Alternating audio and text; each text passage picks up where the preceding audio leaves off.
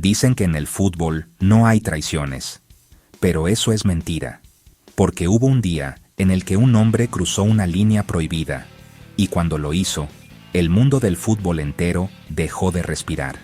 Un día en el que el Barcelona perdió mucho más que un jugador, y el Real Madrid ganó mucho más que una estrella. Un día en el que nació un villano, un traidor, un símbolo eterno, Luis Figo. Y aunque creas que conoces esta historia, te aseguro que nunca te la han contado así. Porque lo que pasó detrás de cámaras, lo que Figo prometió, lo que firmó, lo que negó frente a su propia afición y lo que luego terminó aceptando, es mucho más oscuro de lo que imaginas. A finales de los años 90, Luis Figo era más que un jugador para el Barcelona.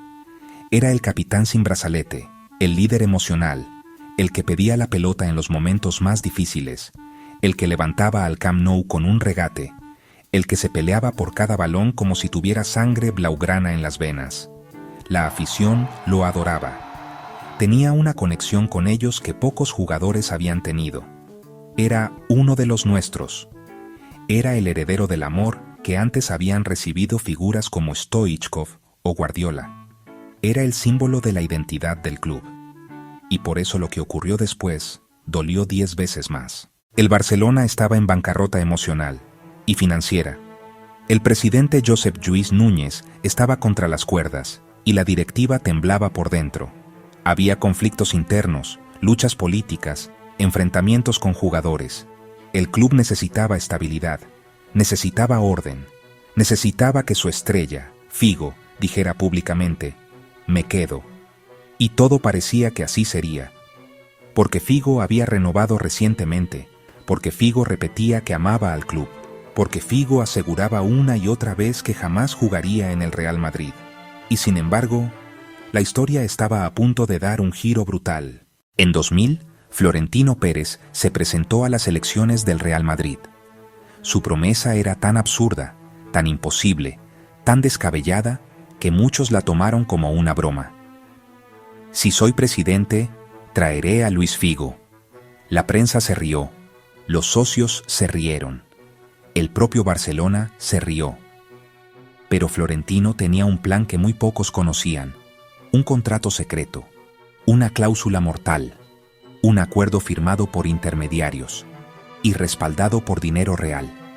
Florentino sabía exactamente lo que hacía, porque en ese momento Figo tenía una cláusula de 60 millones de euros, una cifra gigante para el año 2000, inalcanzable para cualquiera, excepto para un hombre decidido a construir los Galácticos.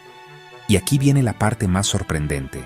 Figo aceptó la propuesta, firmó un preacuerdo, por dinero, o por ambición, o por presión de sus representantes. Eso solo lo sabe él, pero firmó. Mientras Figo jugaba sus últimos partidos con el Barcelona, ya había aceptado el trato con Florentino. Y lo más dramático, si Florentino ganaba las elecciones, Figo estaba obligado a fichar por el Real Madrid. Y si no lo hacía, tenía que pagar una multa millonaria de su propio bolsillo. Era un pacto sin vuelta atrás. Un pacto que lo ataba.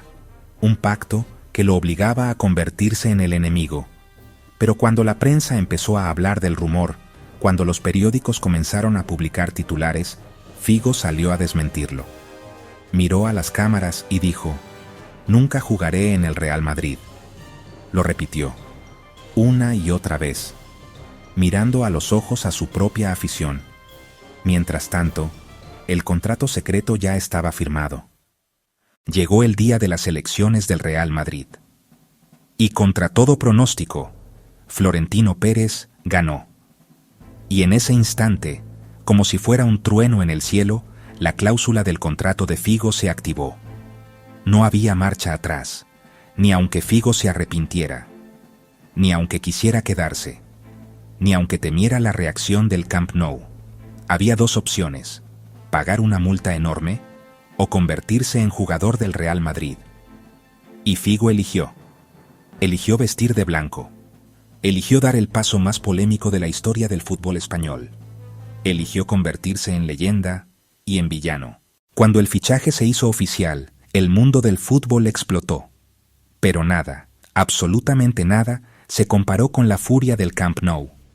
Los aficionados quemaron camisetas, arrancaron pósters, destruyeron banderas y prometieron que si Figo volvía a pisar su estadio, jamás lo olvidarían. Y cumplieron.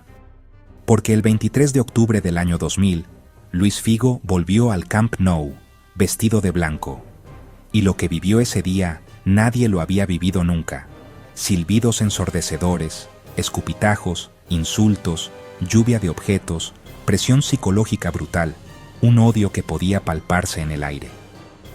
Y 2 años después, vino el episodio que quedó marcado para siempre. La cabeza de cerdo. Una cabeza de cerdo arrojada desde la grada, directamente hacia el jugador que un día fue héroe y ahora era el enemigo número 1. Esa imagen le dio la vuelta al mundo. Esa imagen definió una era. Esa imagen demostró que el fútbol, cuando ama, ama con locura. Y cuando traiciona, duele más que nada. La salida de Figo al Real Madrid cambió para siempre al Barcelona. Unió a la afición como pocas veces, fortaleció la identidad del club y provocó un efecto dominó que terminaría llevando a la llegada de Ronaldinho, después Messi y el nacimiento del mejor Barça de la historia.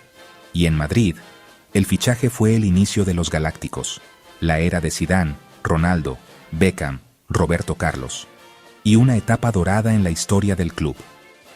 La traición de Figo no solo dividió a España, cambió a 2 clubes para siempre, y dejó una lección que aún hoy se siente.